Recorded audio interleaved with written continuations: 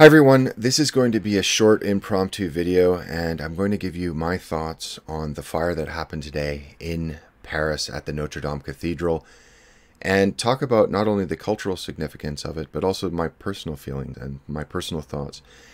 And I think the reason I woke up so distraught and so depressed was not only just because of the damage to the cultural and significant artifact that is Notre Dame Cathedral, but also my memories tied to that place.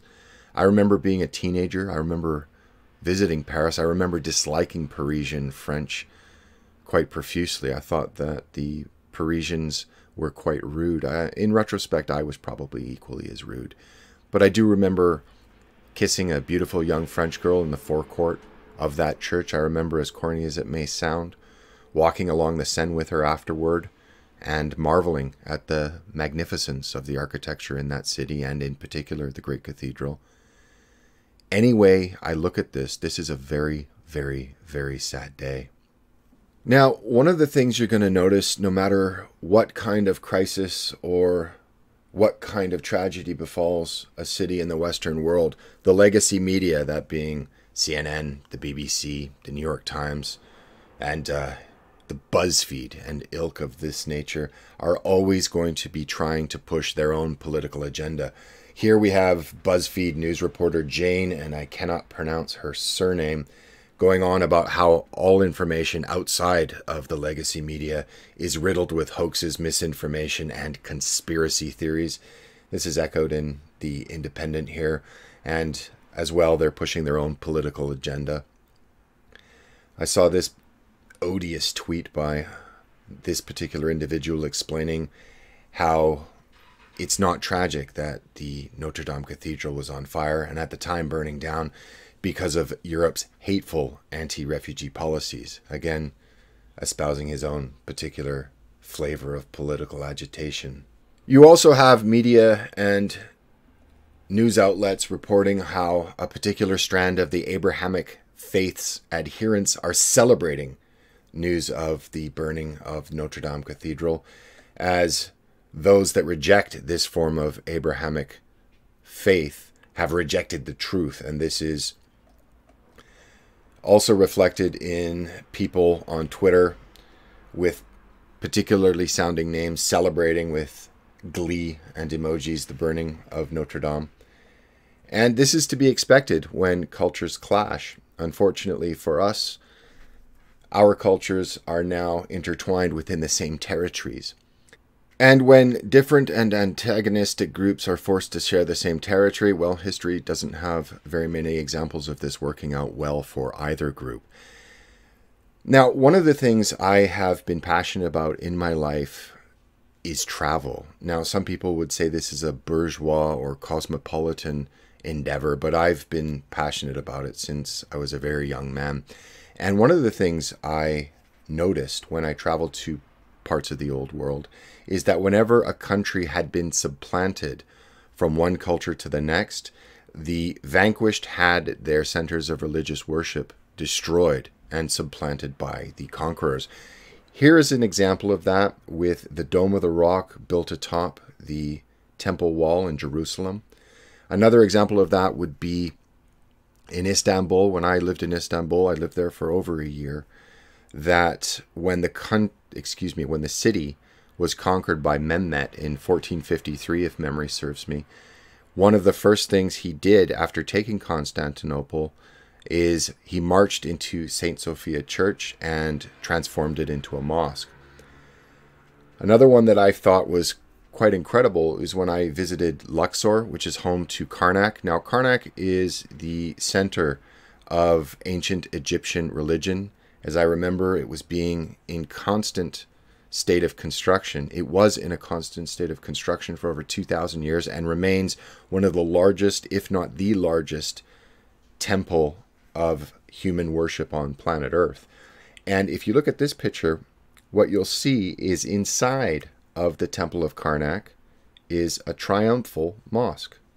I thought it was quite amazing. At the time I saw it, I was quite astounded of the fact that a mosque would be built within the precincts of an ancient Egyptian temple. You can see other pictures of it here. It's just, I believe this is the hypostyle hall if memory serves. And now this is not particular or unique to only this particular strain of Islamic faith. Here is a picture of the cathedral in Palma in Majorca. And if memory serves, I was just there a couple years back. If memory serves, this is also built upon the ruins of a center of Islamic worship when Christians were able to retake this land after the Muslim conquest of it during the Reconquista. Now, the impetus for this video, of course, was the tragic fire at Notre Dame Cathedral in Paris today. But also, when thinking about Paris, when thinking about London, when thinking about Milan, when thinking about Montreal, is that we, like the people living in the Reconquista, or Reconquista, however you pronounce it, I'm not exactly sure as I'm not a proficient Spanish speaker, but like in the Reconquista, we are living in a time of cultural transformation based on demographic transformation. Now, the left is extremely excited by this. They see a multicultural rainbow ending in a diversity utopia. On the right, people take a look at historical precedent and have a certain sense of foreboding at the dangers that this represents. But what I wanted to impress on you is that looking at scenes such as this, that no matter how old something is, no matter how eternal something appears to be, it's easily breakable. Notre Dame was old, hundreds of years to build, close to 1,000 years of history. It survived revolutions, plagues, and world wars. And something such as that can be destroyed in an instant. Things people think will last forever can suddenly be gone. Now, what you have to understand as well is the religion that Notre Dame Cathedral represents is dying in Europe, and there is a vacuum. And the thing to consider is that civilizations, and the civilization in particular that built Notre Dame, is equally old and is equally fragile. Now, this church belonged to anyone who had ever been there and admired it, or anyone who had ever wanted to go there and admire it.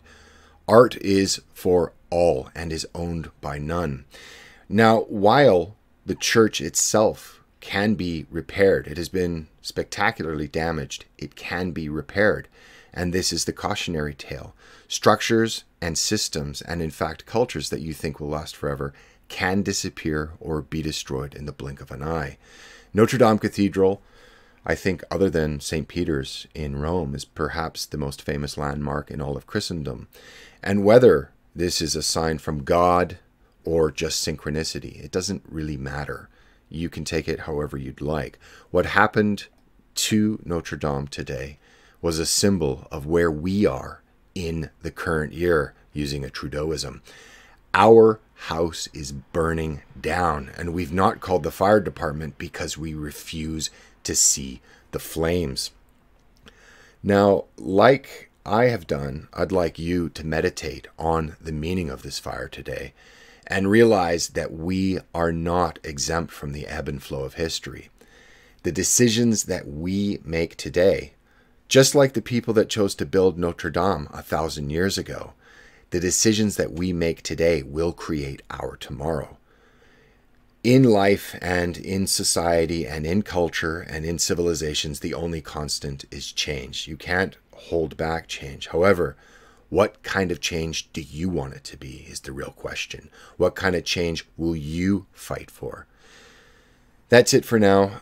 Thanks for watching. This has been, as I said, an impromptu video made just to give you my thoughts on the Notre Dame catastrophe today.